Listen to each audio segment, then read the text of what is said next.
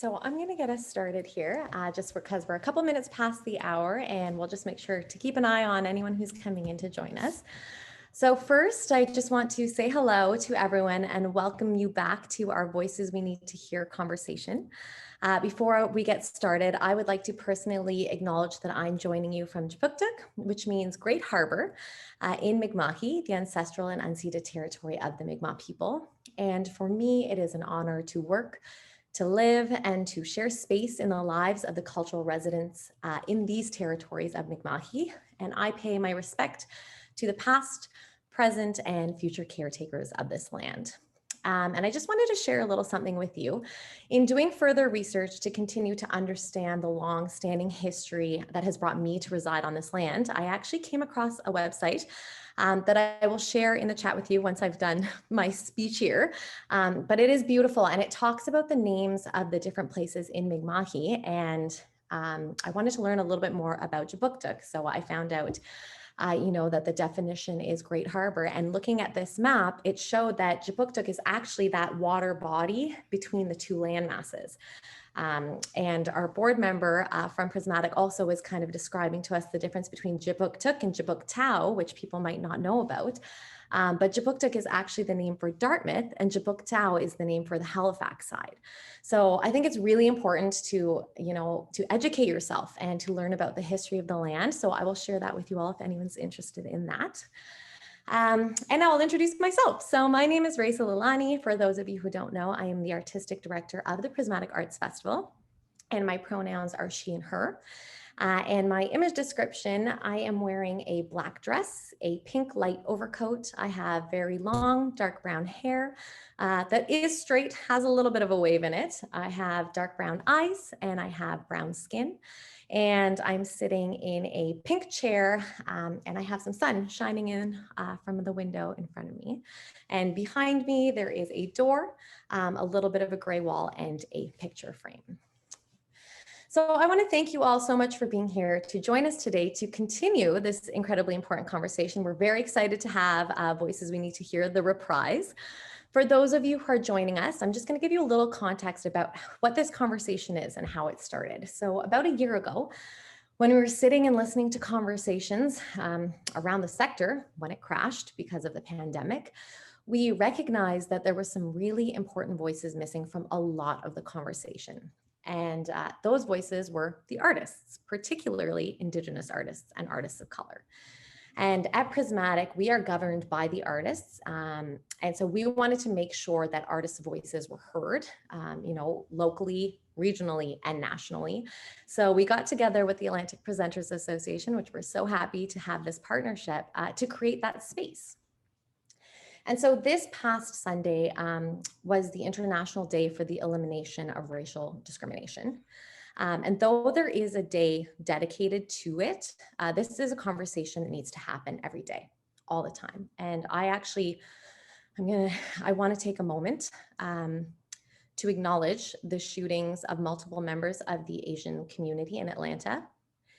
And it is really important that we check in with our Asian friends and communities because they are scared right now, they are hurting, and they need our support. So we are here today to hear from some incredibly talented artists about some of their work. And you will notice that there is a theme within all of their songs that we are going to hear today. So we are going to watch and listen to these songs, and then we are going to hear the inspiration and the messaging and the themes from the artists themselves of why these songs are created and what is their messaging within their work. So we get to experience their work, and then we get to hear them talk about their work. And then after that, we're going to have a discussion. So, we can put some questions in the box, the chat box. And I'll throw it to you, Lori. You can do the housekeeping a little bit better for me here. So Lori's going to tell us about the housekeeping. Thanks, Raeesa. So I am Lori Gillis. I also live and work in Mi'kmaq, the unceded and traditional territories of the Mi'kmaq people. And I also pay my respects to the elders and caretakers of this beautiful land and the waters that surround us. Those caretakers and elders, both past and present.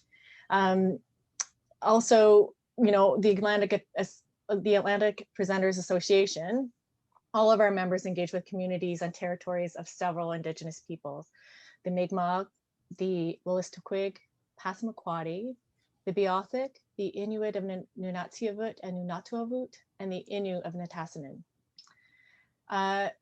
My image description, as I am a white woman in my early 50s. I have long dark brown hair, and today I'm wearing a printed blouse, a burgundy cardigan, and I have glasses with clear frames. My background is a yellow wall, and I have 2 small pieces of artwork and a big, large map of Canada on the wall. This used to be my son's room, so I have taken it back over as my office, so I haven't redecorated yet. I also wanted to let folks know that the APA is dedicated to providing space that is accessible, inclusive, and free from oppression, harassment, and discrimination.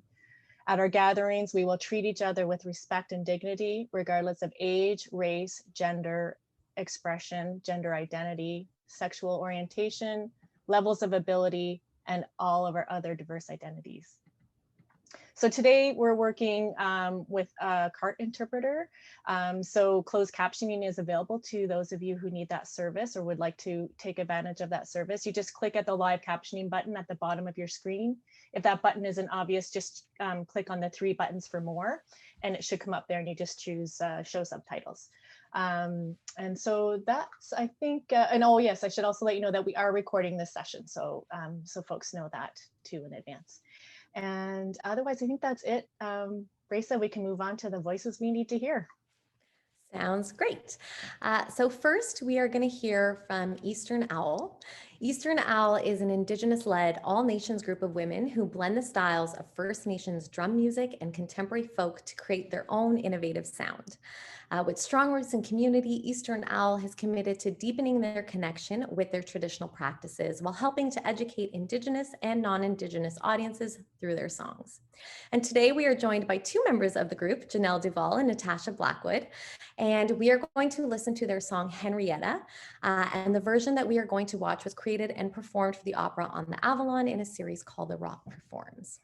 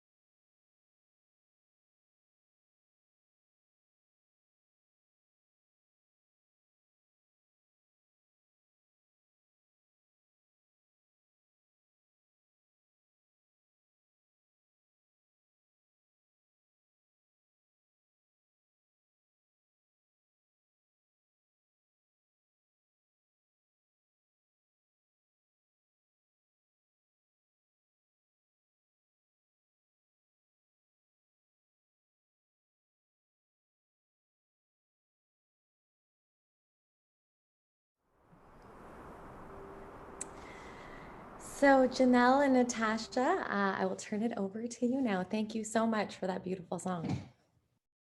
Oh, that was hard to watch today. I don't know why, like as many times as I've seen that video and heard that song today, it's really striking me in the heart. I guess because it's really difficult to talk about it. Natasha, did you want me to go first, or do you want to, how should we do this, approach this?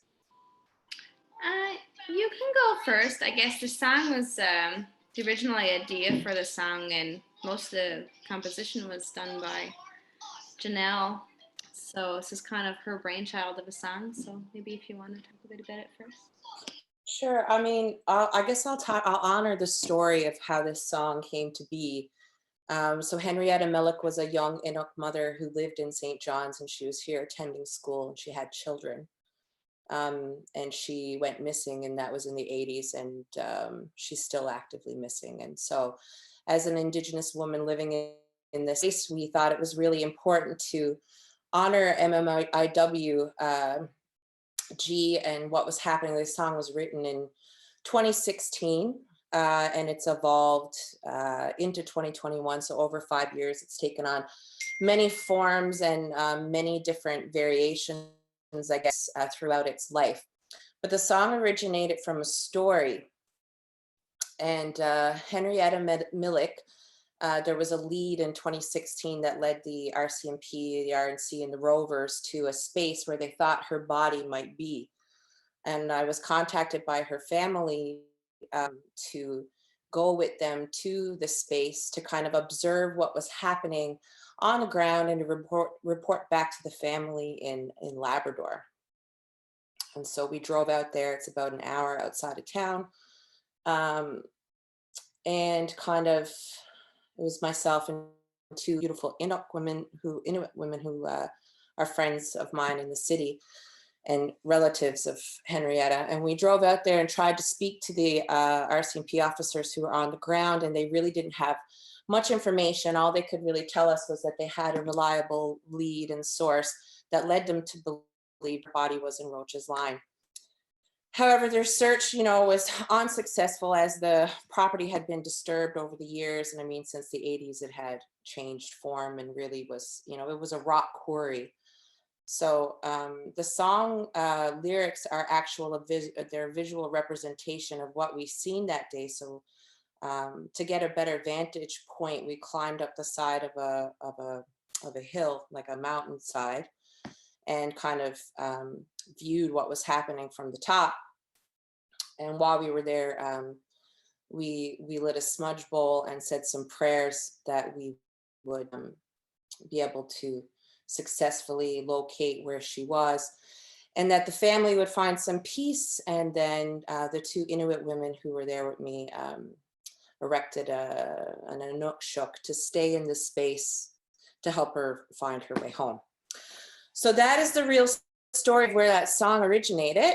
And I don't share it often. It's really difficult to tell, but I think it's an important narrative.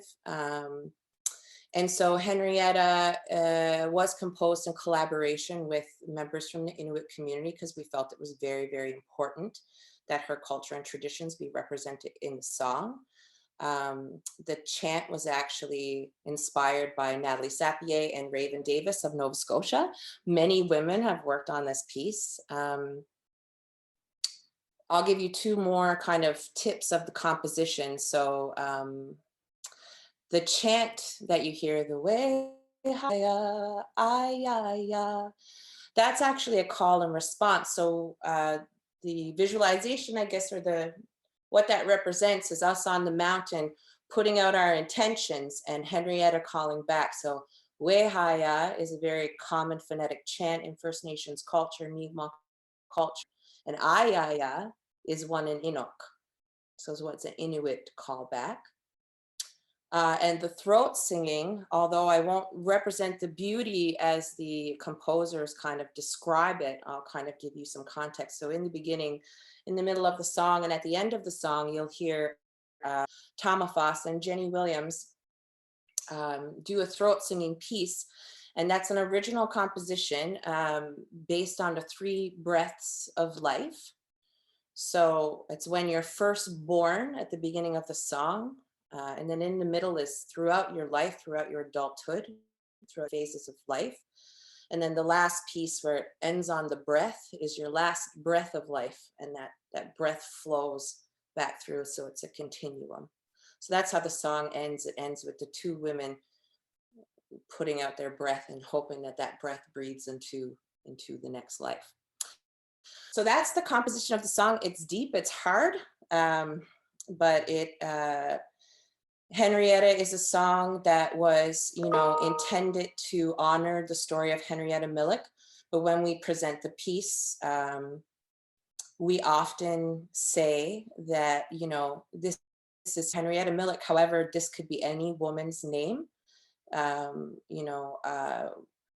Women in our communities, in our Indigenous communities, are going missing and being murdered at disproportionate rates. And I think that a lot of people in my community in particular are very impacted by this reality. And so as Eastern Owl, we really felt that it was important for us to create a piece that honored that story and that song. And so that's the piece. And just one more note before I pass it off to Natasha to talk about maybe the project. We did receive, it is very important when you were speaking about subject matter such as missing and murdered Indigenous women, that you do consult with the family, that you are kind of, it is a social commentary and it is about the story of me going to the mountain, but it is honoring Henrietta. So we did reach out to her family and send them the piece to make sure that it represented what they wanted for honoring their mom. It was her son who gave us permission to carry on with the piece and to present it publicly. So just so that you know that consent has happened, and that that's really important to us as a group, that we always consider the needs and the wants of our community before we enter into these kinds of storytelling pieces. So thank you, and I'm going to pass it to Natasha. Thank you, Janelle. Janelle's always so strong talking about hard stuff. I guess us as a band, it seems like this is a really hard and a really profound piece, to share in this kind of conversation. But I think all of our pieces have,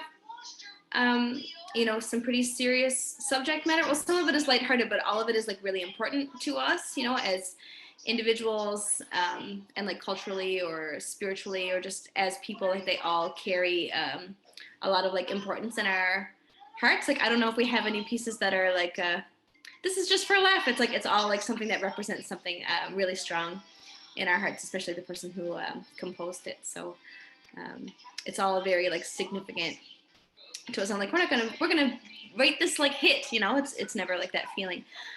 So this is just one of the songs. That the album is called Hamasi, which is Mi'kmaq for Stand Up. And so all of the songs on that album are about something heavy and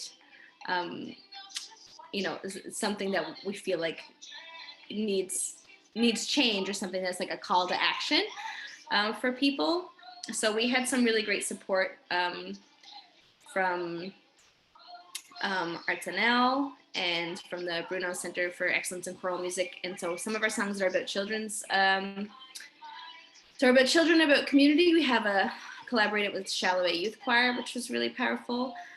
For Henrietta, for this video itself, we collaborated with Opera on the Avalon, which it was something really beautiful that came from the pandemic, and that they had, I think, some production funding for productions they couldn't have for social distancing purposes. And so they reached out to local musical groups to use their production money to basically produce something of the group's choosing. So it was a really beautiful collaboration in that they're like, we have these resources, what would you like to do with it? So they let us choose the song, they let us choose the theme, they let us choose the vibe. We collaborated. One second, buddy. I have a toddler at the table with me watching cartoons. 1 second, buddy. 1 second. So it was really beautiful to collaborate in that way with non-Indigenous people and non-Indigenous organizations, in that they were able to contribute in the work, but they still let us decide what that work looked like, and we felt like our voices were heard, and we felt like the vision was still our vision, even when we had others collaborating on it. So it was we've had good experiences and bad experiences with collaboration, but when I look back to that album and collaborations that are still happening, it makes me feel proud and heard. Yeah. I'm not sure, Ray, do you have like a leading questions or anything like that? Because like, I'm not sure what else to say about the piece, or if this is enough, or if this is like. Why don't we leave it here? I think that's perfect, Great. because I want to give the opportunity. No questions. I just want to hear, I think we're all here to hear your feelings and your thoughts and your experiences. But if there are any questions in the chat, this is a good segue. Thank you, Janelle. If there are any questions that anyone has, please feel free to put it in the chat. And we've built some time in after so that we can kind of have that discussion and make sure that, if anyone has any questions or wants to talk to any of the artists, they're welcome to do that. So why don't we move on to our next artist then? Yes, thank you so much. Thank you so much for sharing that. We appreciate that so much, Janelle and Natasha. And what a beautiful song. So next, we are going to hear from Owen O'Soundly. And the song that we're going to hear today is called Listen. Owen is an artist, musician, songwriter, vocal arranger, producer, rapper. He fell in love with music as a child and began pursuing music as a full-time career after studying vocal performance jazz at York University. And most recently, he was nominated for Music Nova Scotia's 2019 Industry Professional of the Year Award and the 2019 Bucky Adams Award for the East Coast Music Association, and is also the recipient of African Nova Scotia Music Association's Rising Star Award. And in February 2020, he released this single, Listen, which was actually presented to the Nova Scotia House of Assembly by MLA Lisa Roberts as a plea for change against racial discrimination. So we will take a listen here at Listen, and then we'll hear from Owen.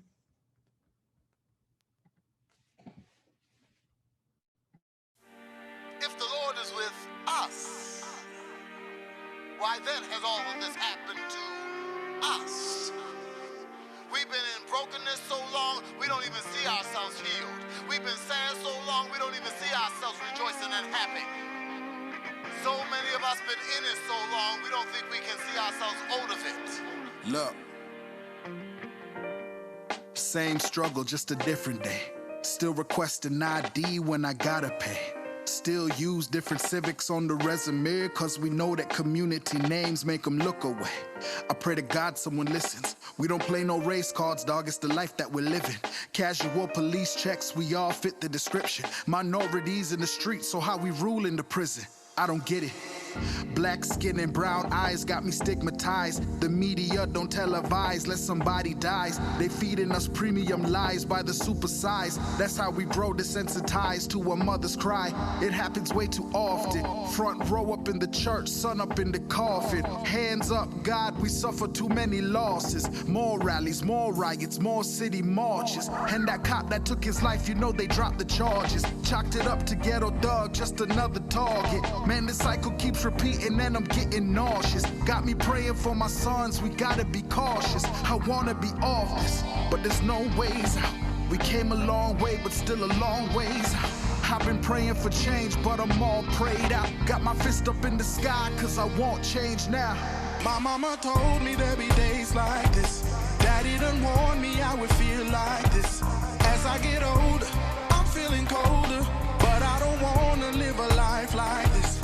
I just gotta speak my truth and I hope you listen. Yeah, I'm just trying to seek refuge from the life we live in. Yeah. There has to be more to life than what what I'm currently experiencing. God said that he would give me beauty for my ashes. God said that he would not withhold any good thing from me. Look, I stand tall, my head facing the steeple, fighting tears thinking about the struggle of my people. Generations of forefathers looking for a breakthrough with nothing left but God and faith to hold on to. Robbed of freedom, stripped of pride, some holding on to life and others living to die. They gave us little to nothing, but we took it in stride. Turned nothing into something, found the strength to survive. Turned survival into triumph, through the ashes we rise. Yeah, we found strength that we had embedded inside. Underneath the melanin lies rejection and pain, but don't forget about the history that flows through our veins. Stories of what was, what is to come. Redemption for black fathers, freedom for black sons, maroons, black loyalist slaves. They all won through the successions of sons we fighting to overcome. Yeah, bumping Sam Cooke up in the subwoofer.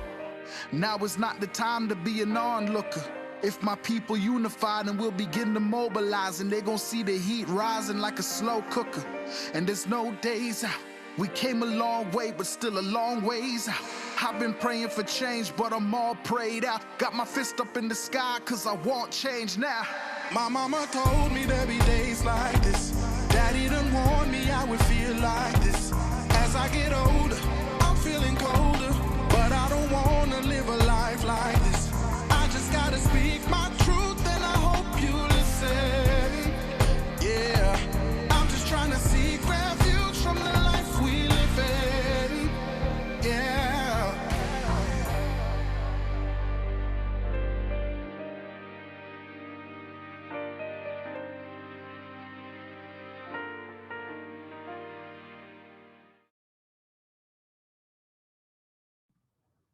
Amazing. Go ahead, Owen. Yeah, I could absolutely empathize with Janelle, because even though this is a song that I released over a year ago, like, it's still difficult for me to sit through the video to this very day. You know, when I wrote Listen, I actually started writing the song at the tail end of 2018. And the song did not physically finish formalizing until mid 2019. And the reason why it took me so long, I mean, and it's funny because I didn't actually physically write. The words really just came and I laid them down as they came. But it took me very long to form this song because I couldn't record it without crying for the life of me. I would sing one line and have to stop and have to kind of regroup. And it just took a long time for me to approach it and finally deliver it in a way where I thought would be potent, but still resonate, still be able to get through to the listener. A little about me. I'm not native to the East Coast. I was born and raised in Toronto, Ontario. First generation Canadian. My parents moved to Canada from Jamaica in the 80s. I see Jamila.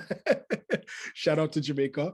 And so that's my family history. I relate, I mean, very heavily with my Jamaican heritage. And being a first generation Canadian, majority of my friends, my Black friends growing up, were also first generation Canadians. So you found a lot of us in our youth related more to where our parents were from. And the history that we were learning in Ontario were more so engaged with American Black history. So Martin Luther King, Malcolm X, Frederick Douglass. So I found myself relating more to my Jamaican heritage than being a Canadian citizen, because the language we speak in my home, the food we eat in my home, the lessons that I'm learning at home all derive from my Jamaican parents. And then I go to school and the history that I'm learning is more American history. So, you know, I didn't really find Canadian Black identity, sadly, until I moved to the East Coast of Canada. And what's even more saddening is that as a person who was born and raised in this country, I knew nothing about Black loyalists. I knew nothing about Jamaican Maroons. I knew nothing about Viola Desmond, Matthew DaCosta. I knew nothing about Canadian Black history until I moved to Nova Scotia. And it baffled me. I'm saying, how can the history here be so deep, so rich, go back for so many centuries, but it takes me actually moving to Scotian soil to learn about it? Why is it not in our curriculum? Why is this not taught to us when we are children? Why do I feel like a stranger on this land? right? So when I wrote the song Listen, I wrote it from two perspectives. My first verse was speaking more towards my experience as a first generation Canadian, things that I have gone through and things that I've seen people in close vicinity to me go through. And my second verse was more geared towards the African Nova Scotians that are here and the story that they have to tell. And you know, just kind of saying, we got to speak our truth, and I hope you listen. You know, the message speaks for itself, because this history is deep, but there's still many people that don't know about it. Just a month ago, I did a conference for North York General Hospital in Ontario, and I'm speaking to doctors and physicians, and I'm giving this information that I'm saying to you even today, and majority of them didn't have the slightest clue either. They were just like me in Ontario, just not privy to the information, you know. And systemic oppression, systemic racism is something that is still prevalent in today's society, unfortunately. So, you know, I released the song, and almost in prophetic fashion, a month after releasing Listen was when we began to see everything happen in the news with George Floyd and Breonna Taylor and, you know, Ahmaud. And it's even a lot of people who interviewed me were saying, how were you able to predict such a thing? And, you know, me having to say it wasn't a prediction. You know, these are the stories and these are the things that we've been trying to say for centuries. And, you know, now that it's on a global scale, now that it's on our news outlets, it's becoming more potent, but this is the story that we've been trying to speak. So that was the whole purpose behind the title, Listen. I just got to speak my truth, and I hope you listen, right? I'm just trying to seek refuge from the life we're living. So that's Listen in a nutshell. That's me in a nutshell. And yeah, just continually hoping and praying that we continue to move forward to racial change. So I'm not sure if there's. That's perfect. Thank you Yeah. for sharing that. Thank No you so problem. much for sharing that with us. We'll keep going, and then we'll, of course, open it up for discussion at the end if anyone has any questions. So coming up next, born with melody in her heart and fire in her soul, Jamila is a beacon for Jamaican music and culture. Music became an inseparable part of her life from an early age, interlacing the deep reggae roots of her family tree with notes of jazz, R&B, and soul. Jamila brings us music that is lyrically intelligent, masterfully delivered, tastefully arranged, and undeniably inspiring. We will be listening to Jamila's Chant Their Names. And this song, Chant Their Names, is a cry for change in a system that has failed the Black community repeatedly. The lyrics beg for more police accountability in the face of the law, while also imploring all of us to keep the memory of these countless victims alive by chanting their names out loud. So we will listen to that, and then we will hear from Jamila. We have to go to the root. We have to go to the cause. Dealing with the condition itself is not enough. And it is because of our effort toward getting straight to the root that people often think we're dealing in behavior.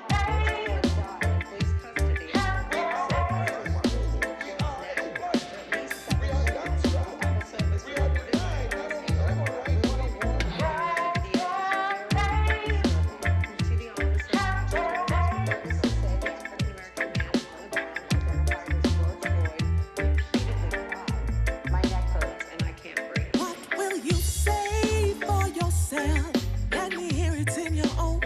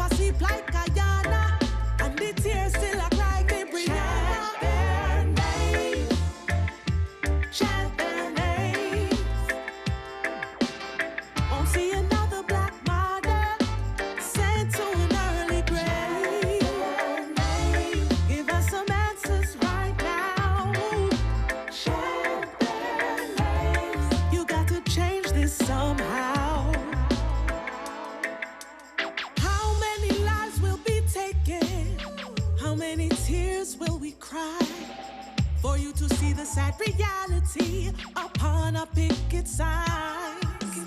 400 enough years of slavery, and we're not free just yet. Unsystemic brutality, chant their names so we won't forget. What kind of injustice reach Georgie one day? Same kind of thing did reach Freddie Gray. Do you have a cell phone like Stefan? Or play a little music like Jordan? Can we just roll it on like a man?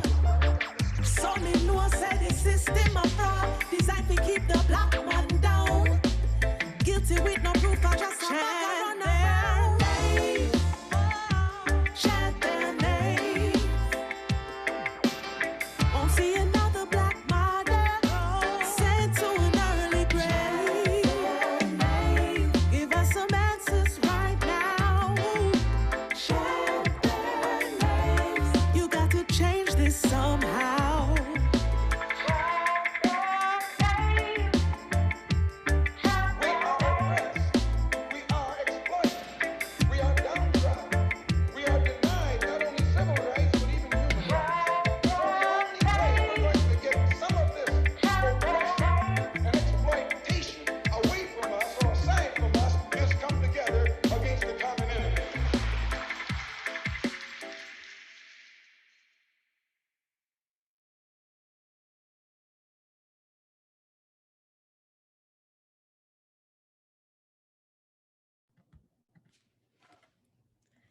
Jamila, go ahead.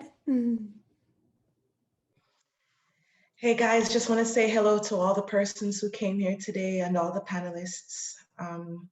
Chant their names was one of the biggest part of last year for reasons that we are all familiar with.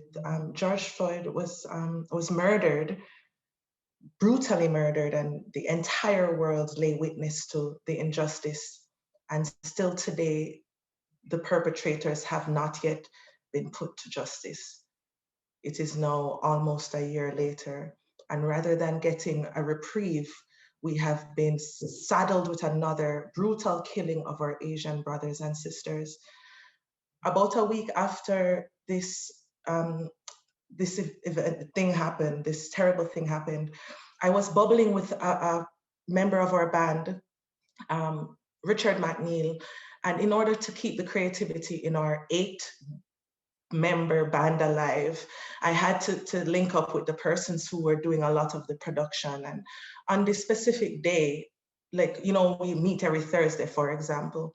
And in this specific day, I could not do anything. I was numb. I had seen the video earlier that day and I could not take it. I was like, you know what, let's just cancel today and we can get back together next week or something. In any case, he said, why don't you just try to write about it? You know, like I can leave the room if you want or whatever, and just give you some space and some time. And I was like, I don't even know how to put it into words, how I'm feeling. And the beginning of this song was basically, it was evoked by a question that Richard asked me. He said, if that police officer that was kneeling in the neck of George Floyd was here right now, what would you ask him? And I said, what do you have to say for yourself? Like, really, I want to hear like what was going through your mind as you were doing that? Like, what possible justification could you possibly have? You know what I mean? And there goes the song. What will you say for yourself? Let me hear it in your own words, Mr. Officer. What did you do to the Black man? What did your mind infer? What sort of social, like, predisposition do you have to just see a threat as soon as you see this human being? In any case, an hour and a half later, the song was born. And I want to follow up on something that Owen said. Some of his friends were asking him how he could have predicted that something like this was going to happen. It has been happening all along. It's not a prediction. It's just that now we have cell phones and the entire world can see it. So now it is undeniable. You know what I mean? In any case, the song came out and I lay witness to a community right here in Halifax. They all came together Whatever other self-serving song that we were working on before, we put on pause. And a community of like-minded people who saw that there was a need for people to hear this message and to be a part of the outcry, they all came, not to me, but towards the project. I did not pay a single dollar to record this song. I did not pay a single dollar for that video.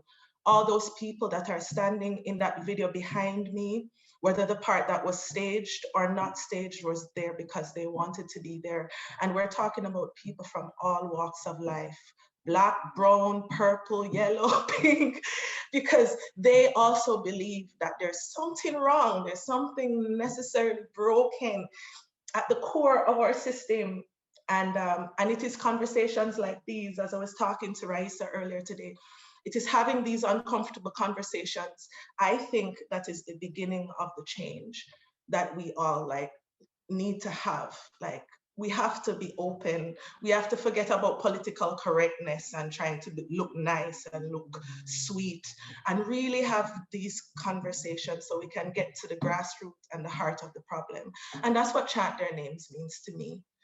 A lot of people too, when it came out after a while, and as I said, I had nothing to do with any of the artistic work and the publishing surrounding it. Trevor Murphy from Pigeon Row came and he was like, if I can bring this to the world, that is my contribution to the outcry in creating positive change, starting right here in Halifax and rippling towards the world. Charlie Benoit did the video free of cost.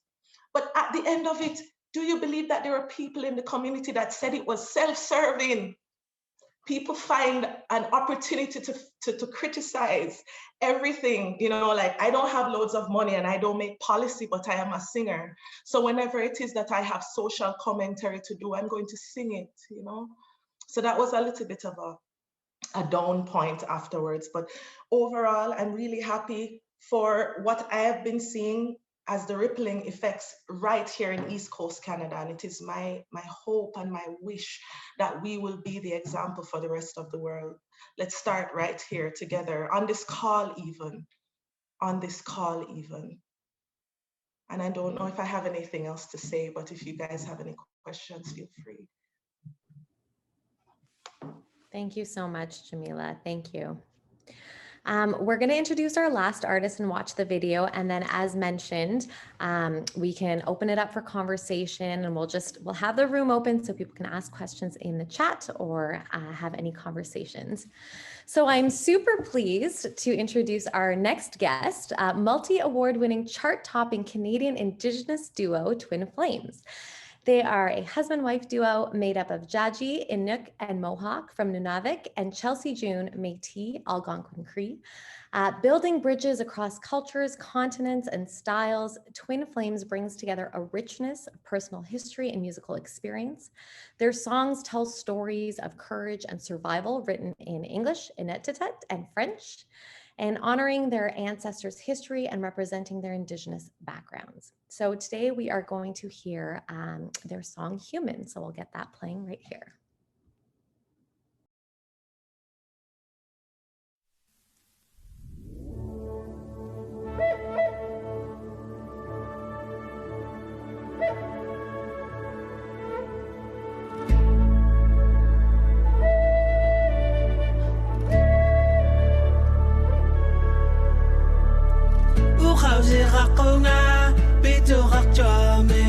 Si vous voulez pas venir, à docteur leur tourner, digo me akonga, kayo sinyakara, ayaw kakano do kayaw lauma.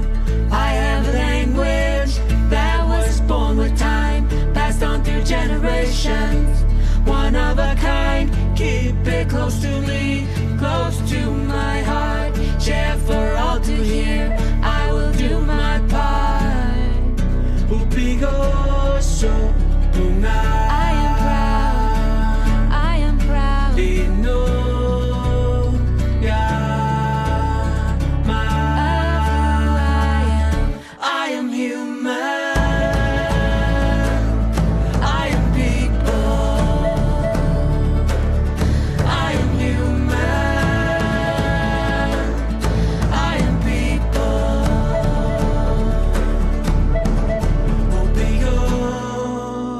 so bunga. I am proud. Inuga Of who I am. upigo so bunga. I am proud. I am proud. Inuga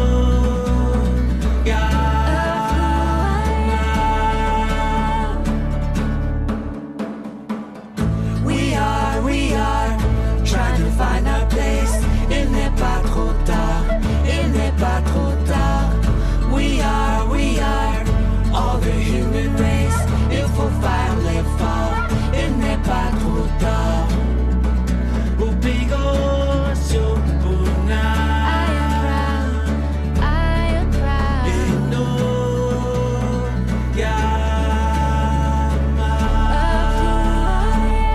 I am human. I am people. I am human. I am people.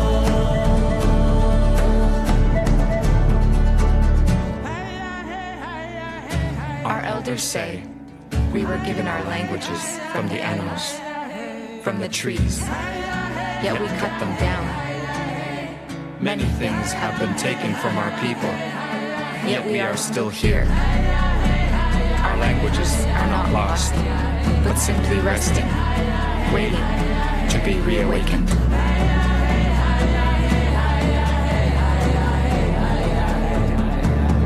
We are human. We are people. We are human. We are people. We are human. We are people.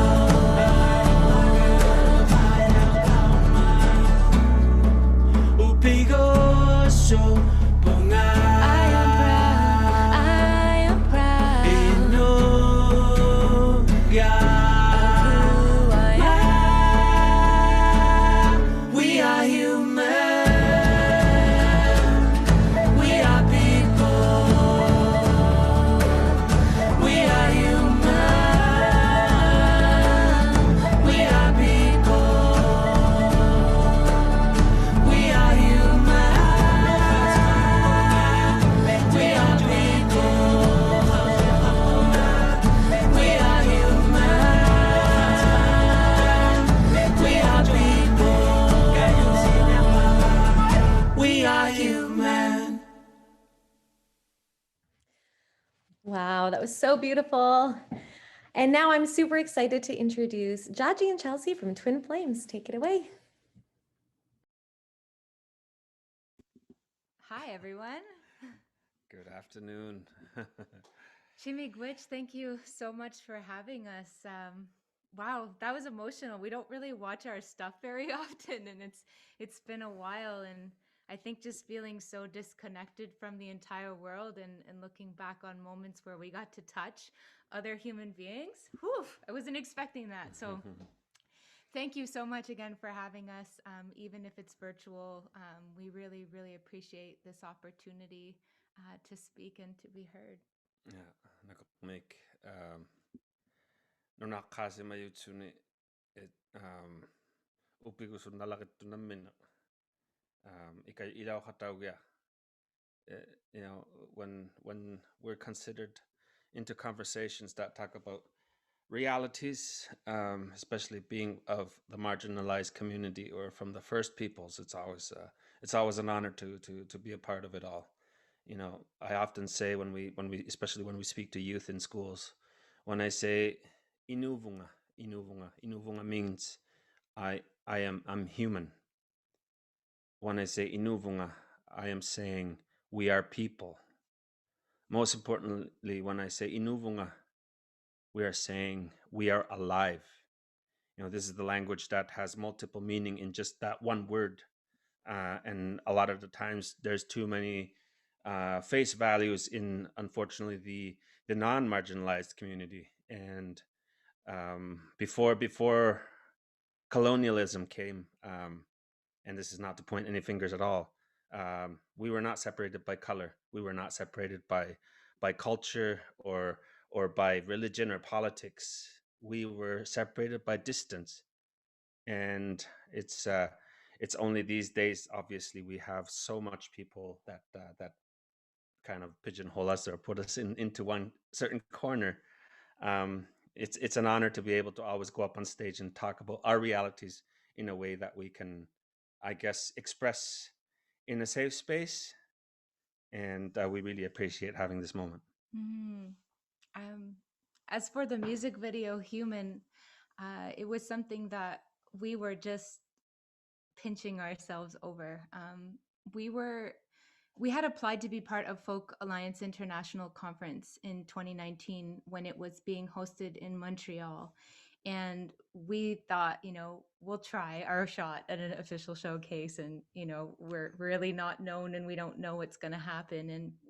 And the president, Angus Finnan, actually called us directly after our application. And he said, each year he does a special project with an artist where he pairs an artist with some kind of organization. And every year the project looks a little different. So it's called an artist in residence. And so Yai and I were just completely floored and honored, and also like so much imposter syndrome, like, oh my goodness, how are we going to do this and pull this off? Like no pressure at all.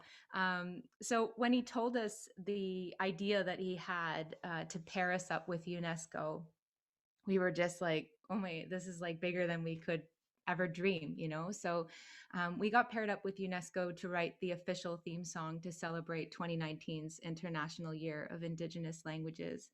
And so after we got off the phone call with Angus, we kind of just came upstairs and Yai started strumming the guitar, and that we are human, we are people was kind of the theme that just came instantly to both of our minds, because between Yai and I, we represent the 3 Indigenous groups in Canada, and from different, very, very different worlds. And so for myself, being very fair, I've lived many different sides of that.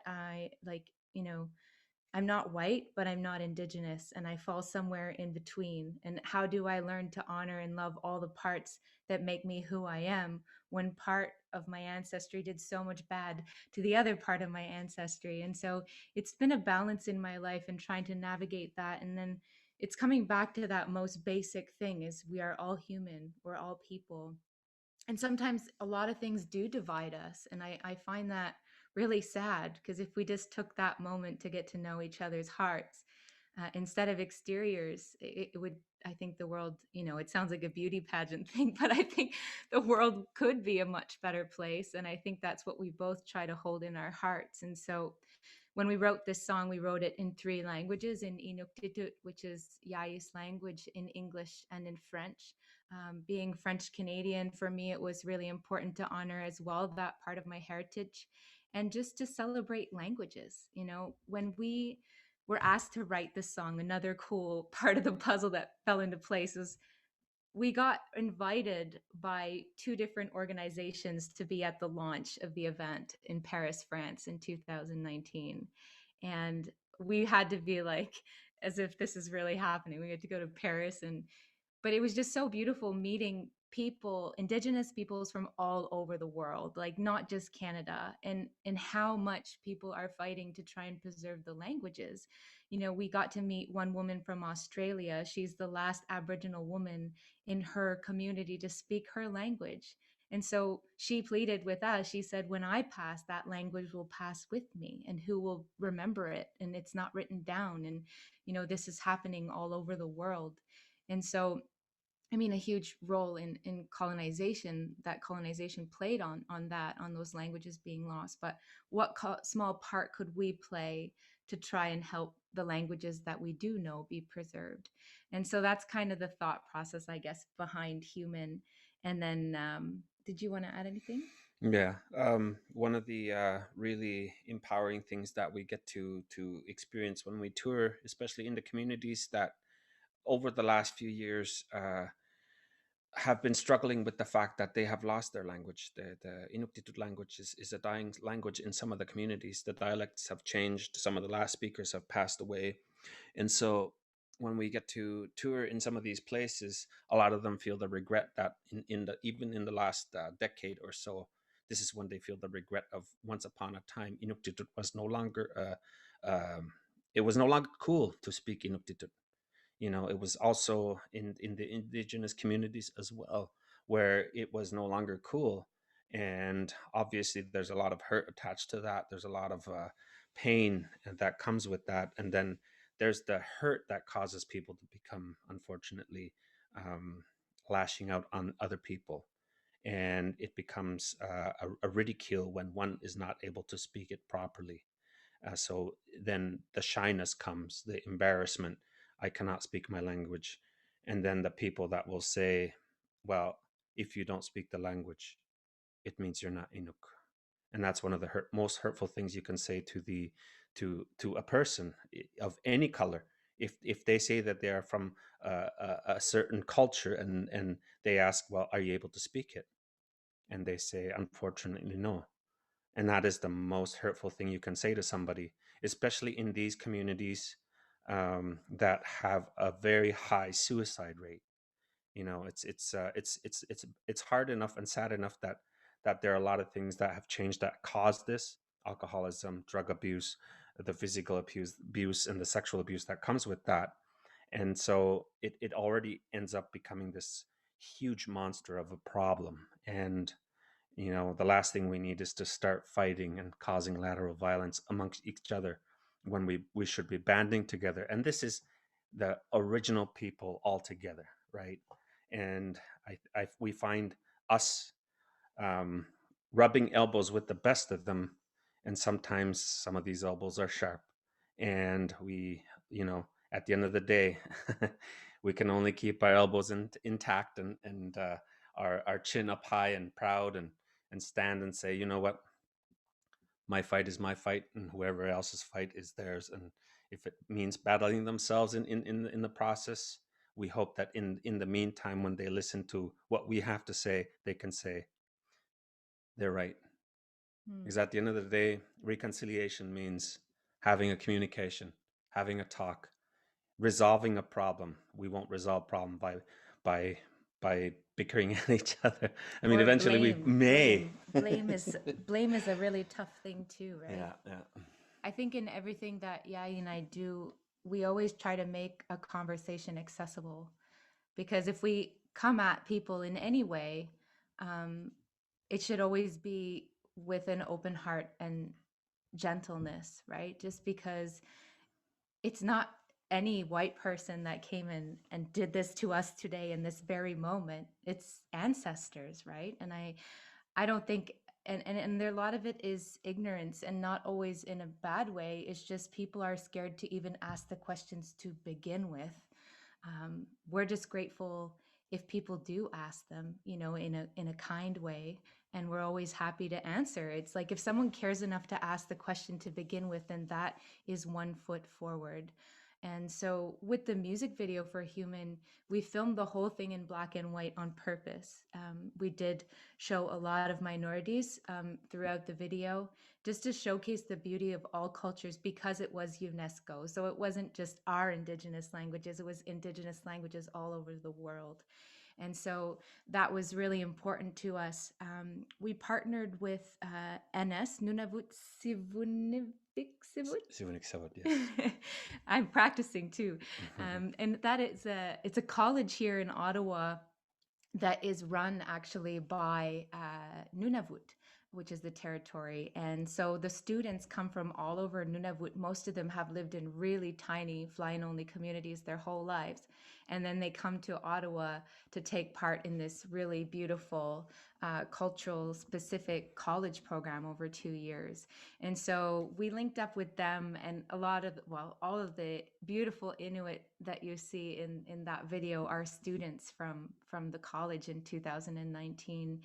And what we did is we brought in a camera crew and a photographer, and we just had fun. We just blasted the song, and we just talked about celebration and celebrating our identities. And many of those young college students have lost their languages, and are working really hard to try and reclaim them. And so there were a lot of meanings behind everything that we did in that video.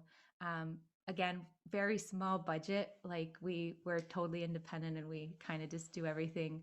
And I heard that as well with Jamila. Hopefully I'm pronouncing it right. That was beautiful what you shared as well. We just, when I heard you say that part about people questioning why you did it and your motives, I find that so crushing, because it does happen very often in the music industry, where people can just be so cruel to one another, especially in an artist way.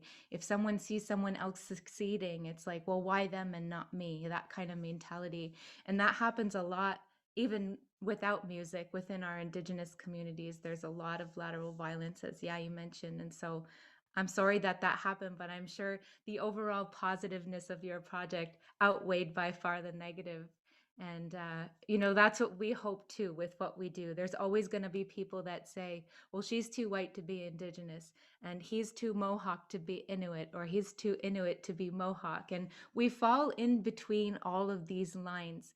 But, when I try to think about things from a silver lining perspective, it's like, well, creator in my heart, whatever, everybody has their own beliefs, but I believe that we're put here for a reason.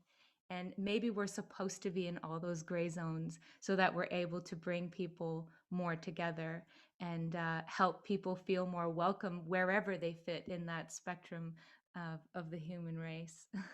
Yeah, I mean, we had a hope that we would have come in sooner and hear everyone talk, and like Chelsea says, Jamila, just from the short bit that we came in on, I could sense the the power that is there in the work that you do. Everybody has a role. Everybody in this world has a role, from the people that are out on the streets, picketing and or marching for a cause, to the people that are up there singing a song and with a background, to people writing in the papers, to people on TV. We all have these roles, and I think that it's becoming very evident that the world needs much more of the combined efforts from everything that we do, from us, what we do, to everything else. And I often knock on wood, and also pinch each other. This dream that we are living, telling stories and giving somebody else a different perspective other than the one that everybody has been passed on since whatever story was told. And I think that it's very important that we all keep focus on what we want and what we want to do, and what stories and basically knowledge we want to pass. Yeah, and I love that allyship. It's so important. I forget where I heard, because we do workshops with children in schools as well, and that's actually what's kept us alive, well, financially, through this whole pandemic. So we're forever grateful to the school boards that hire us and let us perform virtually. What you see behind us is our virtual stage that we built here at home, but that's that allyship. That's school boards inviting us in to tell our own stories, to not tell them for us. And I think that's a really beautiful gift that we're receiving. Many people will say reconciliation isn't real, or, and I understand people that are living in much more difficult situations, why that's still a reality for them. But I would say at the front lines where Yaya and I are standing, we're really starting to see the effects in the past 6 years that we've been in the music industry. The amazing like performing arts centers that are giving us a chance, whereas 10 years ago, it wouldn't really have happened as much. I think there's a huge part on tokenism, which we are really trying to, how would I say it? We're very grateful for the brown box that we get shoved into, but at the same time, that brown box can be very confining. And so when we're constantly only Indigenous artists, and there's one spot in a festival lineup for an Indigenous artist, why are we not considered Canadian artists? you know, and this is what we're still fighting for. Unfortunately, many times we've heard when it comes to funding, festivals or different events will apply for Indigenous funding, and they'll hire one Indigenous act and pay them less than all the other non-Indigenous acts. And so, you know, it's sad, very sad when we hear that. But, you know, people are still learning, and we're hoping that that's what this is still just all about, is people just not knowing. We just want to be considered as musicians, as artists. And yeah, we sing in another language, but it's music is universal, and that's what's so beautiful, is you can just listen and you can just feel it. And I guess that's what we're just trying to do. And I think a lot of minority groups kind of feel that way. Well, I'm not speaking for them, but I would say, you know, we've definitely seen some friends that have a very similar experience if there's only space for that one artist in a lineup. Even right down to music awards as well, you know, it feeds down that whole chain. And so I guess all we can do is keep being us, and keep trying to educate through our music and our songs and our stories. And music makes us so happy. So the fact that we get to do this as our job, there's always negatives in everything, but I think the positives far outweigh that. Thank you so much. Thank you. Thank you so much for sharing that with us. So I'm going to open it up now. If there's anyone who's here that wants to ask a question to any of the artists, or if you want to just have any comments, anything you want. And yes, Dawn put in the chat there the websites of all of the artists, so you can go take a look at all of their work. We just gave you a little teaser today. Is there anyone that has anything? You're welcome to unmute yourself, or you can put it in the chat box and I can read it out for you. Shaheen has a question. For sure. Shaheen, unmute yourself. Go right ahead. For those of you who don't know, Shaheen is the executive director of the Prismatic Arts Festival. Take Hi, it away. everybody. Thank you very much for all the beautiful work. I have a lot of questions, but I'll start with one, and if there's time later, then I'll bring the other ones in.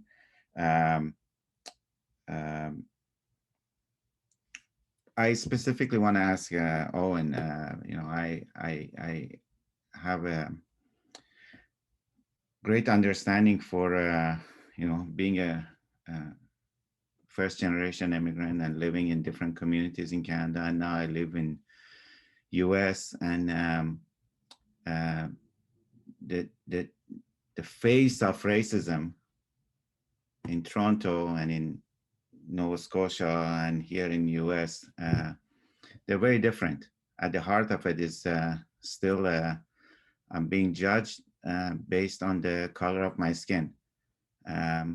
So I just want, Owen brought that up, and I want to hear more from him. How does he see that difference, and how does he deal with that? Absolutely. It's very different in Toronto. You know, for those of us who are familiar, Toronto is very diverse, right? You see all people from all walks of life, all different cultures within the city's boundaries. So what you'll find is a lot of people will kind of remain within their sex. You know, someone who may be of Greek background will frequent Danforth. Someone who may be of Jamaican background will frequent Eglinton Avenue West. You may find someone of Italian background in Woodbridge. People kind of have their sections and they remain within their sections. So the way racism looks in Toronto is, you know, we belong here and we don't really mix and mingle. And if we have to, it's more so for the sake of financial gain. You know, you may find specific stores in specific neighborhoods because, you know, like you could get product out of these people. But on the East Coast, it's a bit different. You know, on the East Coast, people are generally friendly with one another, generally. And, you know, that's beyond racism or anything else. I could see somebody on the street and say hi, and they will say hi back. That's not the case in Toronto at all. It's not that friendly of a place. So racism here is a lot more covert than it is in Toronto, where people will just outwardly not like you and make it known. Here, it's more so we can tolerate you as long as you remain in your space. You know, you see a lot of the Black communities here are strategically placed outside of metro areas, whether it's North Preston, whether it's Cherry Brook, Beachville, Upper Hammonds Plains. You know, yeah, we know you're here and we appreciate you as long as you remain in your boxes, then we can tolerate you in small doses. You know, it's a very different, cunning type of racism. So yeah, very different experiences. You know, in Toronto, I would just know people wouldn't like me. I've walked in stores where the store owner would tell me, get out. You know, I'd be in a group of people, but would single me out and say, you have to leave the store. So it wasn't any questions, if, ands, or buts. I knew, okay, I'm not accepted here. And not that it was right or wrong, but I just knew. But here it's more so, you know, we'll befriend you, but we won't hire you. Or, you know, we're cool with you. We'll have a conversation with you, but don't date my daughter. Or, you know, it's that very stay in your box and we're okay. You know, I find that's more of the vibe here on the East Coast than it is in Toronto, from my experiences. Does anyone else have any questions that they would like to ask to any of the artists or in general? Hey, Raeesa, is it okay for me to just add to Owen's Please answer? do, That's absolutely. Okay? Yes, Hey, thank you so much. Hey, Owen, I'm just going to chime in a little bit of a response to that question as well. As an immigrant who came in through a very strange door, so I'm in an interracial marriage with a white musician from Cape Breton. So my reception into the Nova Scotia community was much different. And it's very strange because my mom and sister they still haven't managed to interweave socially as much as I have. And I have to say that if I was not married into the family that I am, then certain, I don't want to say certain doors wouldn't have been open, because I feel like I carry a little bit of that responsibility as well. But I'll tell you what, I didn't see Black music when I came here. Didn't know where to find it. And I was blown away by the level of musicianship and artistry in the city, but it did not look like me. To the point that when I started my own project, I was a little bit worried that it would fly over people's heads. I was nervous about the reception because I didn't see any representation that looked like me. Little did I know that Preston was full of incredible musicians, incredible singers, but to not have been able to see that in the first 3-6 months upon coming here is very evident to the separation that is here in the city. Acts that looked like me, we're not playing the Carlton, we're not playing the Marquee, we're not playing the Seahorse. And I'm talking about these are venues that are filled every night with live music every night. So in adding to my response, I'm just basically showing you what it looks like as an immigrant coming in. My mother came in, she did not have like an in with the white community, but I did. And because of that, I was able to be into these spaces and these circles that otherwise I would not have been in. So it's very evident of a problem that's bigger than us.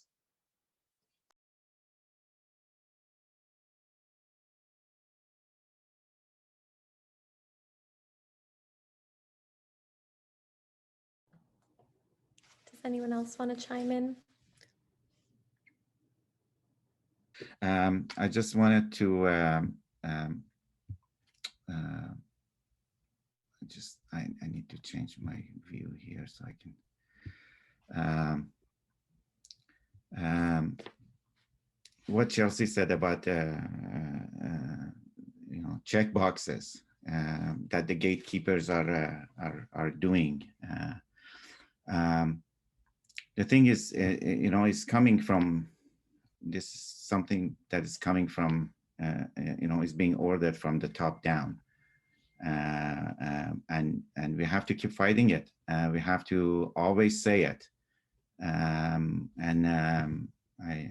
just want to say thank you for mentioning it, because that's really our biggest issue. There's no lack of artists in our country, of Indigenous artists and artists of color to have a full festival, or even to program a whole year of programming by them.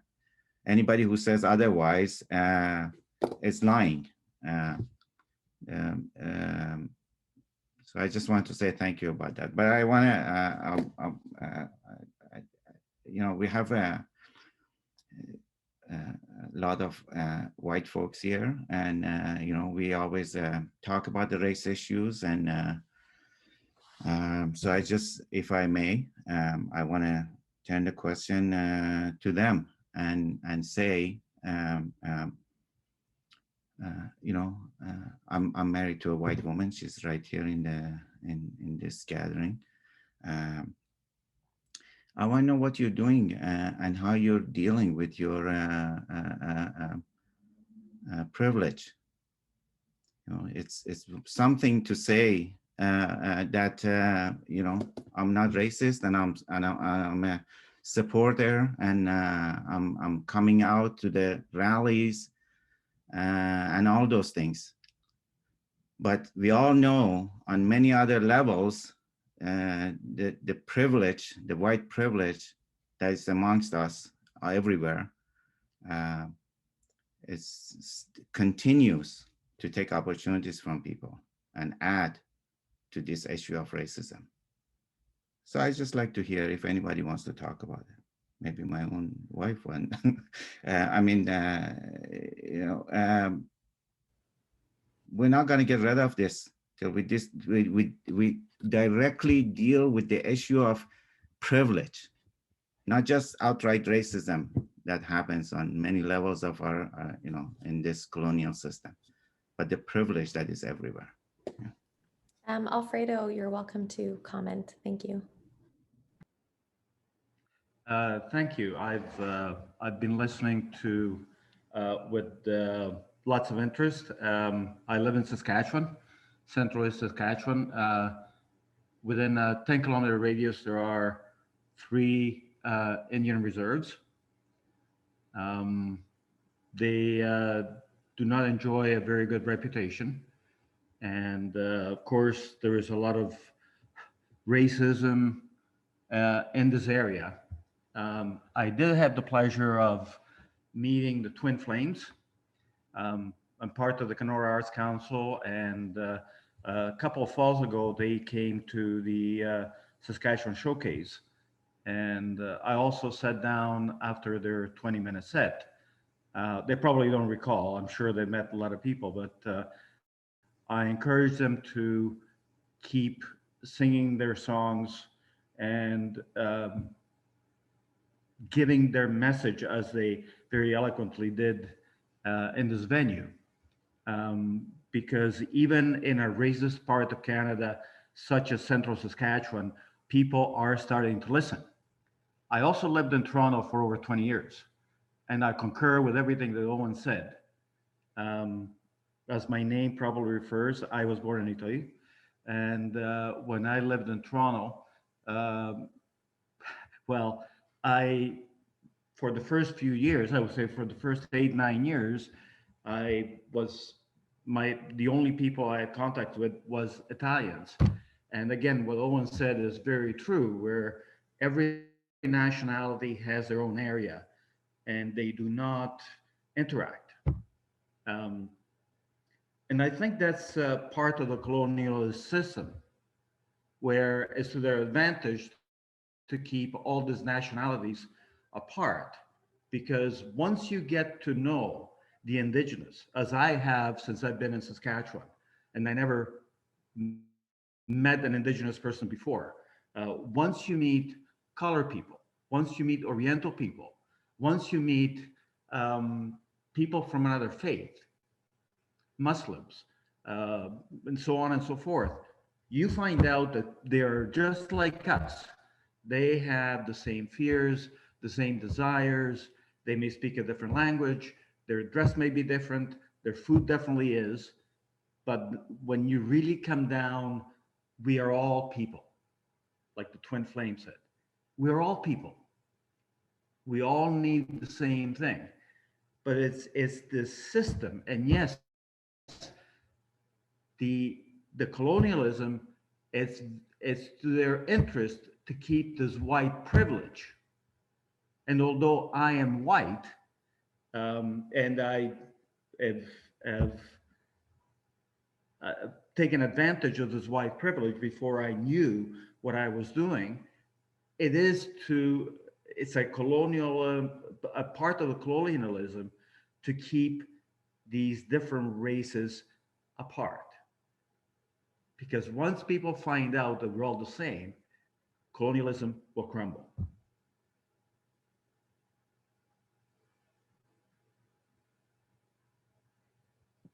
Can I ask a question, Raeesa, to the other artists? Sure. Or is this, I'm just curious. Thank you to the panelists. This was like an amazing discussion, and I'm really grateful to be sharing space with such incredible artists with beautiful messages. And like, I really appreciate everything everybody said today, and a lot of it resonates with me as an artist. And, you know, these conversations are tough and they're exhausting, honestly. Like, you know, it's really hard to dissect your work when there's such a personal connection to it as well. You know, like sometimes we're expected to represent an entire community and speak on behalf of that in these spaces. You know what I mean? Like you're just like a standalone person, and well, we have each other, obviously, like Lalani, thank you. But like sometimes you're expected to speak on behalf of an entire nation or like an entire population of people, and that's just such a lot of pressure. And like, so like coming into these spaces and just saying, I tell my own story, I speak my own, even like what Shaheen just asking me about MMIW here in the province, like I find it really hard to talk about because that's an entire like province. Like how is it different? It's different for every single person who is experiencing it. And so like the individual experience just kind of comes into play. But it is beautiful when you can relate to an artist's experience and you share space in a room with them. And one of the things that was brought up was lateral violence. And I think that, you know, as Indigenous artists, artists of color, Black artists, I think that we often experience lateral violence in our own communities. And I just want to know how you folks cope with that, and how do you find, you know, resiliency and strength in each other, and like, do you find support in one another? And, you know, like, I know I admire the Twin Flames, and we've had the opportunity to share space and talk about a lot of really great things together. So like, I find solidarity and friendship in the Twin Flames. And I wonder, do those communities exist where you are in Nova Scotia, and like how you cope with lateral violence and how you address it when it rears itself?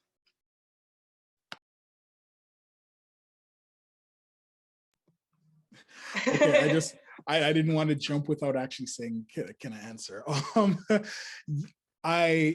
It's two struggles for me. You know, when it comes to conversations like these, it's trying, how do I compress, I'm 33, how do I compress 33 years of lived experience into a 2-minute answer, right? And that could be sometimes the most difficult thing to do, but I try my best, right? But even in answering, I still won't be able to tackle every detail. It's really just, in order for someone to really understand our plight, they would have to come alongside and journey with us, live our experience, understand what we've been going through, because that empathy will allow for change to happen.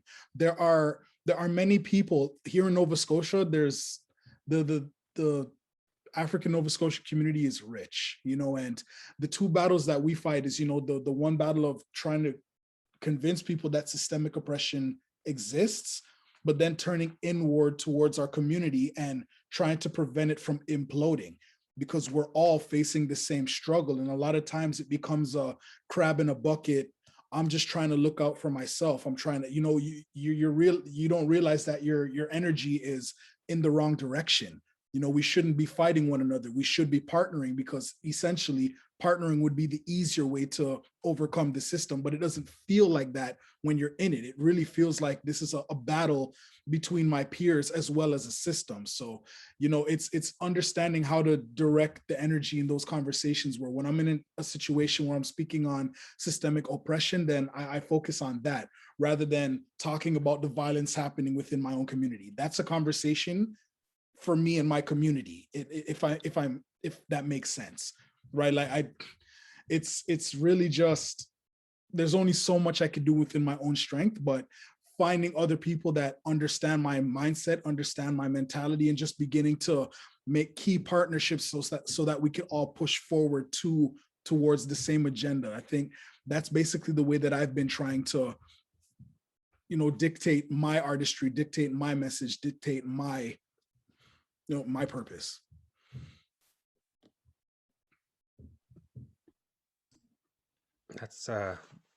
That's great, Owen. That's very similar to what when we have our conversations. I can only represent my household, the household that I grew up in, the way I was raised. As a taller Inuk in my home community, as a paler Inuk in these days with more facial hair than most indigenous people. I was always either the Halunak meaning Haluk Nak. Once upon a time, the first settlers were called Halunak because they had huge eyebrows and they had guts because of wine and beer. And so I was either called that or Allarak, which means little Indian. And these are things that I grew up with. And as a young boy, still struggling with the fact that I was adopted by my grandparents, which later turned out to be amazing. But it made me battle that for a little bit until my adoptive mother, which was my grandmother, she said, you know what?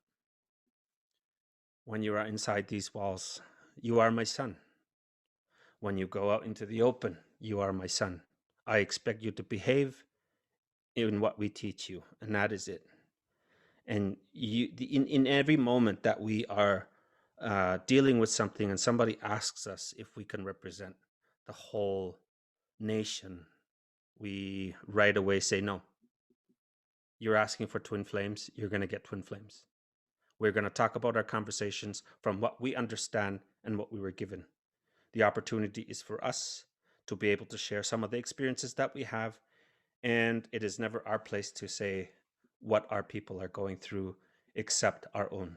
And so bottom line, I think for us, it's just about sharing and making people understand. Yeah, thank you as well, Janelle. We miss you. I just say, like, as Janelle just expressed, it's really hard to just represent everybody.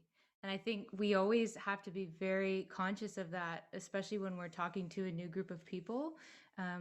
We have to actively say, our opinions do not represent all the opinions of Métis people, Inuit people, First Nations people. Our opinions come from ourselves, our lived experience, and the things that have influenced our lifetime.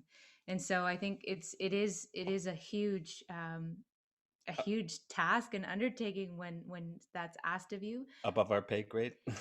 Well, I mean, there's always two sides, right? Again, it's like we are grateful that we are given these opportunities to have a voice. And so how can we use that to best represent our people without saying we're representing all of our people, right? So it's this balance all the time. And I would say as well, just looping back again to that brown box, as much as we dislike it, a lot of times we're really grateful that it's there because we actually get a chance. Because if it wasn't there at all, we wouldn't have a chance at all. I mean, that part sucks, that if it wasn't there, we wouldn't have a chance. So again, it's that like being grateful, but at the same time wishing it didn't really have to be that way. But it's a beautiful learning experience today, and I'm very, very grateful to hear other artists' perspectives as well, because it's really powerful. I think musicians, we have this platform, right, where people are listening, and that's a gift that we've been given. So how can we use that to make a difference and make those impacts? I would like to chime in as well. Thank you, Chelsea and Yahi.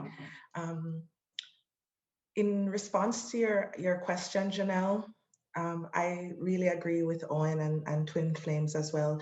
You only have your own story to tell, your own lived experience. But it is once we get into little events like this and the conversation starts that you notice the similarities between your stories. And it is inevitable, it is undoubtable. And if we didn't have these sorts of events and these sorts of opportunities, we wouldn't realize that there's a trend. So whereas you're not really setting out to speak anyone else's story, you do realize that there is a trend of microaggression. There is a trend of systematic oppression. And only until we share these stories do we realize it. So ultimately, my story still represents thousands of Black women across the world, you know, just by virtue of the fact that I'm Black. And that's the narrative we're trying to change. Because I believe that once we start looking at people beyond the color, and we start acknowledging people for who they are at the very core of themselves, then these imaginary lines of separation will start to fade away, and we'll start to appreciate each soul for what they bring to the table. And some of them are great and some of them suck, but the truth is they all come in different colors. And it's a very naive thing for us at this point, it's 2021, that these little microaggressions live inside of us. And you know, it's not only white people. I hear a bunch of our white brothers and sisters on the call. And you know, I'm from Jamaica, and the dehumanizing effects of slavery are affecting us even within our Black community. There's colorism. If someone has a lighter skin tone than I do, then they get the job, or, you know, but they're Black too, you know, and it's still an issue of bigotry, and it is still an issue of prejudice. So it's really at the core of that, we have to really self-search individually. Everyone has to take that personal responsibility and just look at themselves, you know, and just really figure out how they're going to move forward to create inclusivity and positivity all around. Yeah, that's what I have to share. Thank you. Natasha, I saw your hand up there. Yeah, I just wanted to say, you know, looping back to the question about privilege, and I'm of mixed ancestry, but I was raised white, and I present as white, and I'm married to a white person, and I walk the world as white, even though I do, you know, I'm a member of an Indigenous group, and I work for an Indigenous organization, and I practice Mi'kmaq culture, like in my heart, and I carry it with me. I still walk the world as a white person, and it's been a struggle for me. And I do carry many of the privileges that white people carry, all of the privilege. I carry all the privilege. And so that has been like a struggle for me, because there's, you know, there's guilt associated with that. And just the way that I've come to terms with it. And if there are allies here who are wondering, like, what do I do about that? I do find one thing that has helped, you know, me is to use that privilege to elevate other people's voices. So I'll get asked, as someone, you know, who studied music in school, and I work at an art center, and people will ask me, you know, like, oh, can you come speak at this panel about, you know, Indigenous art, or can you come speak with it? It's like, well, you know what, you know, this is who I am, and this is why I'm not the best person to talk to you about that. But here's this amazing Indigenous artist who is really great, who would, you know, so like I can use my voice to elevate people who, you know, whose voice needs to be heard, and I can recommend them, and I can write them the recommendation letter, and I can let them know that there's a grant deadline coming up. So it's not about that I need to speak up for them, but I can use opportunities that are presented to me to help them lift up themselves, you know? So there are ways that you can use your voice, not to center yourself in it and say, like, look at me, I'm an ally, like I'm this really great person, and I love people of color, and I love Indigenous music, you know, but you can say, hey, person of power, look at this amazing person, listen to them, here they are, here's their work, you know, like you should consider them for this opportunity, because people do listen to what I have to say. And I found that my power comes in not trying to seem more Indigenous than I am, and not trying to put myself into conversations where I don't necessarily belong, but to use my privilege to create opportunities for the people who really deserve it. Thank you, Natasha. Darcy, I saw that your hand was up a little while ago, so I'll call on you if you would like to speak now. Sure. I think I'm going to go back even a little bit further, and I'm going to talk to what I'm doing in my community. And first, I will apologize because I've been underserving my community in my role for many, many years, thinking I was doing what my community wanted me to do on our stages, and now recognizing the fact that there are many voices that have been ignored within my community. And Shaheen, as far as what we've started to do is I'm finding people in my community to that are performers that were normally not represented on my stages that are now finding a place within my venue. I will say that I think I have a long way to go. And I think the reason I have a long way to go is although you say there are, and I will agree with you 100% that there are lots of BIPOC artists out there that that have the ability and should be on my stages, that I am undereducated in that field, and my struggle right now is finding where I go in order to see those artists. You know, I have had the privilege of seeing some of these artists that we heard today. I haven't heard them all. I continue to work every day in order to learn more. But I've been doing what I've been doing for almost 15 years. And because I wasn't doing all I should have been doing, I'm now, there's an educational point that I need to bring myself to in order to get to the point where I make sure that artisans of all races and colors are on our stage. So I'm apologetic in the fact that I haven't done it, but I am, I think the reason it was done the way it was done is because when I started my job, I looked out into the audience, and the audience was 99%, I would say, recognizable as being a white audience. And as I start to put other communities on the stage, I'm now starting to recognize that there was audience members within my spaces before that were not seeing people from their community on their spaces, and are now identifying themselves to me and saying thank you, or acknowledging the fact that they feel more comfortable in their space, which is makes me feel better about the job that I'm doing. But I still have a long way to go.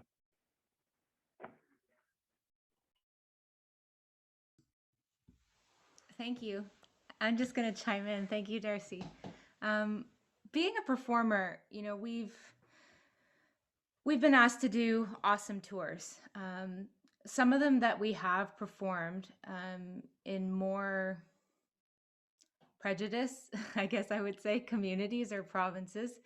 In some situations we've had as the artist perspective is the theater got funding to put on an Indigenous artist, which is awesome. But they couldn't get audience members out, even when the tickets were free. And so we had this beautiful theater, 2,500 people capacity, and 60 people came out to the show. And we had our full band. We were so excited, and they did so much. They tried so hard, this theater, and we felt bad for the theater because we know that they're trying really, really hard. It's just maybe the community wasn't ready yet. And so I would just say that, as on behalf of Yavi and I, we really truly recognize that struggle as well. As a theater director, it must be really difficult because if you have, most of the PAEs that we have had in our experience are, 50 plus audience members, primarily white, that are season pass holders or that have been coming for years, and some are just not ready yet, and I think, we're looking at it, it's like we're grateful that 60 people did come out. It could have been nobody, so maybe that 60 people will be progress, and the next time we go back, it'll be 120 instead of 60. If those 60 liked it and talked about it, as Natasha mentioned, it's like passing on that word of enjoying that artist. But I guess my question would just be like, how do PAEs or theater programmers, like, how are you guys collectively trying to think of ways to try and get your audience members excited and engaged to discover something new?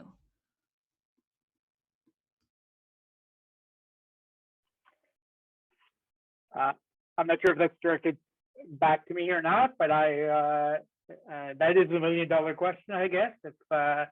If I knew how to do that, I would have a much broader amount of programming going on within my spaces.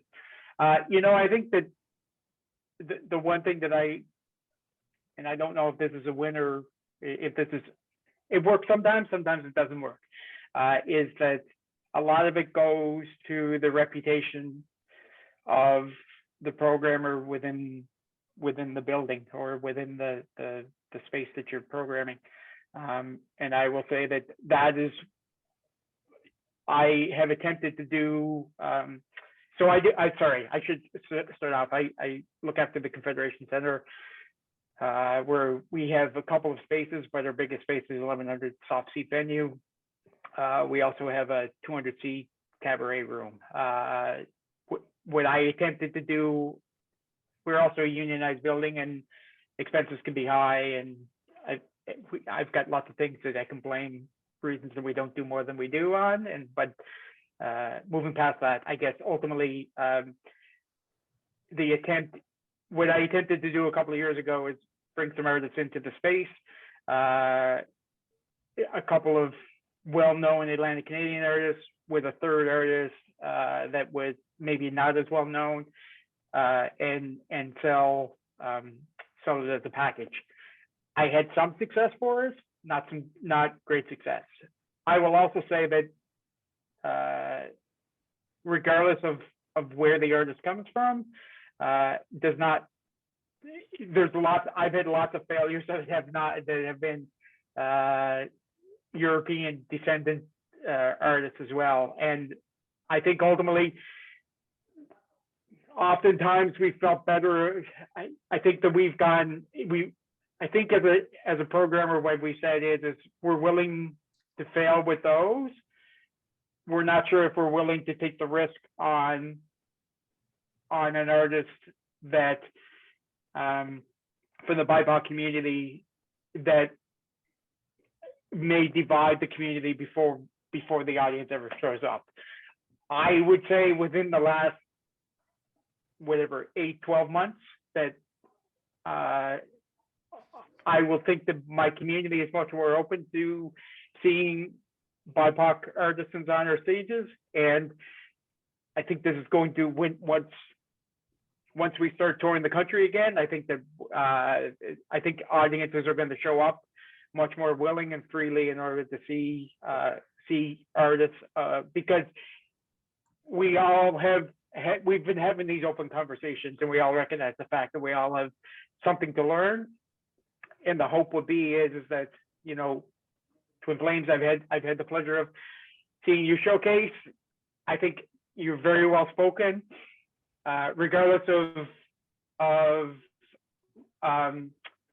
whether I knew something or didn't know something, whether it's your point of view, whether it's something I agree with, don't agree with.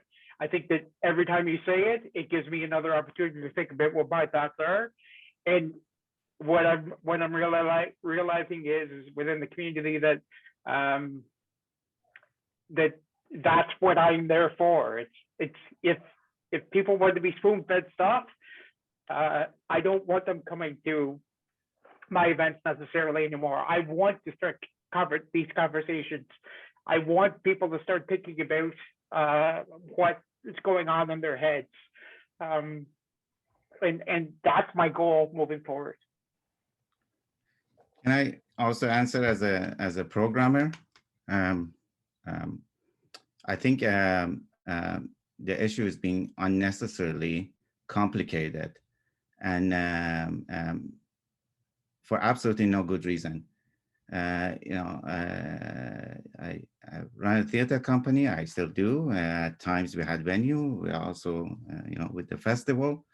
I'm a gatekeeper. That's what I am. I'm a gatekeeper. And as a gatekeeper, it's not my job to please the audience. It's not my community. The artists have audience and the artists have communities. My job as a gatekeeper, it's only is to serve the artist and get myself out so the artist can talk to people. And that's why we get subsidies to highlight some works that are not already popular in the places we work. I don't understand why this issue has to be so complicated, and there just needs to be more education about this, and why it always goes back to this issue of artists, that the artist, you know, my audience, I don't have audience for you. You know, I, as a theater maker with my stories, with my shows, I heard that so many times. I don't have an audience for your work. Well, who said that they're your audience, you know? And that's why you're getting that box and that extra cash to highlight the works that are not popular already. This is the big issue, really, that me as a gatekeeper start thinking that this is my audience and my job is to please them. And like one of my theater makers in Toronto always say, you know, if I were to just please the audience, I would just keep putting cats and kids on the stage all the time. That, you know, that stuff sells. If that's what we're supposed to do. But that's not what we're supposed to do. We're supposed to get out of the way of the artist so the artist can talk to people. Our job as gatekeepers is only to serve the artist, not the audience, not some other, you know, political group or policy maker body. And I think that the issue is actually that very simple. Just getting ourselves out of the way.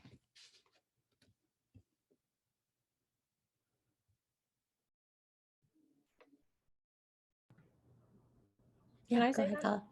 Hey, everybody. Oh my God.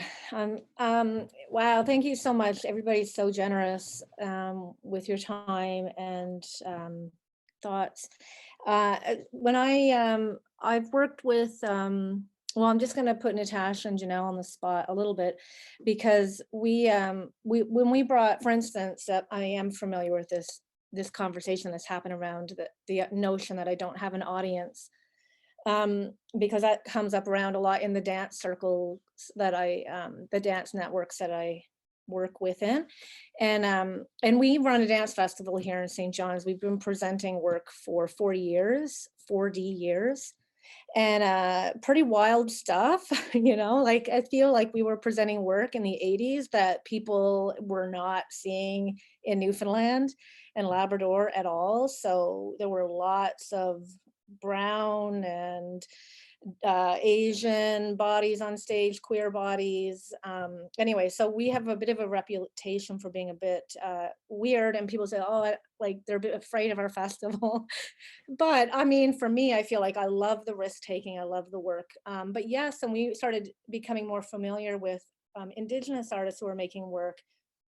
It is really important to me that work could be brought and be really respected, and that an audience would show up, and that education around like, well, what's the work going to be about? And because so many times Indigenous work was being seen in a context where, you know, it's like Canada Day, or, you know, on a special stage somewhere around, you know, and it was like, well, this isn't the artistic work. So I didn't want people to think, oh, is it going to just be like kind of a touristy thing? It's like, no, these are artists making work. It's a big production.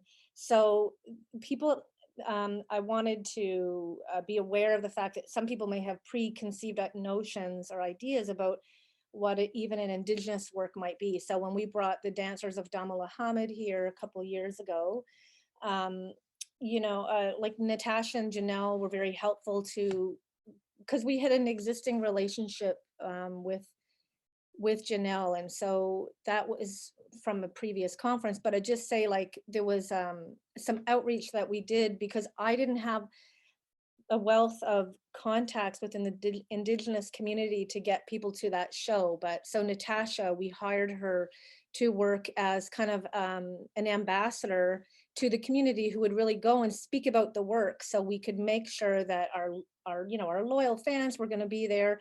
But who are the Indigenous people that we're not going to reach, who are maybe not on our mailing list or not part of our Facebook page yet? And that was really helpful. I mean, dance in Newfoundland and Labrador audiences are relatively small in comparison to other audiences, and we're a very underserved discipline in some ways for the region, but we have a loyal following. And I feel like with that show, we did attract new people to that show with the help of their added networks and contacts. And I mean, I was really proud to bring the work. It was a very strong work. And I just say that that was one way that we used our peers and our colleagues in the community to help spread the word about a work that was coming. But, you know, it can't be done the night before. And so it took time and consideration to build the conversations. Can I just say one other thing to Owen and Jamila? I grew up in Lake Echo, and when I was young, I went to an elementary school in Preston, and it was like a 4-room schoolhouse. And in my very early formative years, I had friends who were Black and brown and white, and it didn't seem to matter that our classrooms were mixed. We, as children, we were not so aware of our color.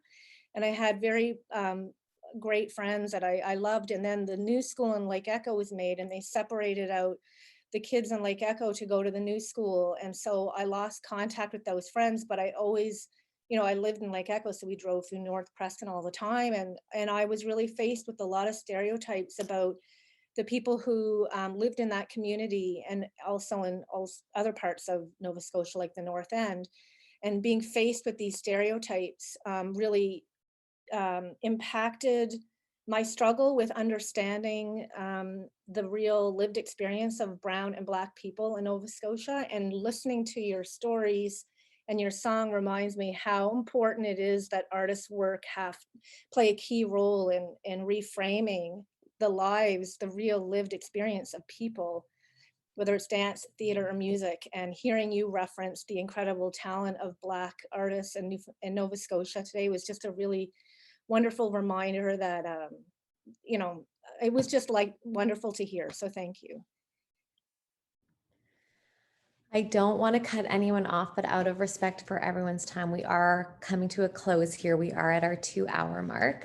If anyone has any last comments or remarks, feel free to share those with us. But you know, we'll be back and we'll be holding lots of great conversations. So just make sure to stay tuned with that. But I just want to say thank you so much first to the artists for coming, for being here today, for sharing your experiences, your stories. You know, as all of you mentioned, even watching your work, that was so hard for you to do. So I want to thank you so much from the bottom of my heart for being here with us and for doing that with us. We really appreciate it. And thank you to everyone else who came to sit in on the conversation and to listen. And of course, thank you to the Atlantic Presenters Association for being a partner with us again. And thank you so much. We hope you enjoy the rest of your day. Thank you, everyone. Thanks, Raeesa, for hosting too. You did a fantastic job today. Thanks for helping us out, and thanks for partnering.